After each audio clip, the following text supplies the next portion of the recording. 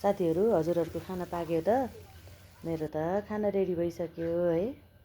आज चाहिँ मैले चिकन ग्रेभी बनाउन लागेको के यो मैले बनाएको चिकन ग्रेभी के साथीहरू कस्तो देखिएको छ है। हजुरहरूले यसो कमेन्ट गरिदिनु होला। अब मलाई चाहिँ आफूले पकाएको चाहिँ मलाई र मेरो छोराछोरीलाई बुढोलाई चाहिँ मनपर्छ है। अब जानेको आफूले यस्तै बनाउँछु कि यसो हरियो पुरुल पारेर भुटेर चटचट पारेर यसो पानी हालिदिएपछि रेडी भइहाल्छ साथीहरू है। अब यो 2 मिनटको भिडियोमा चाहिँ बोल्ने के भन्ने कुरै आउँदैन कि शब्दै आउँदैन मलाई चाहिँ। यस्तो चाहिँ किन हुन्छ, मलाई मात्रै हो कि हजुरहरूलाई नि हुन्छ साथीहरू। मैले चाहिँ नानी बाबुलाई खाना बसालेँ, खाना खुवाइदिएर साथीहरू भिडियो एडिट गर्दैछु के। भिडियो पोस्ट गरिसकेपछि मात्रै म खाम्ला भनेर सोचिरहेको छु है। यस्तो लाग्छ मैले मसलाहरू पनि पिने क्या मिक्सरमै साथीहरू। मलाई चाहिँ मासुमा चाहिँ होइन मसलाहरू चाहिँ पिनेर राखेको भन्दा पिनेकै सजिलो लाग्छ।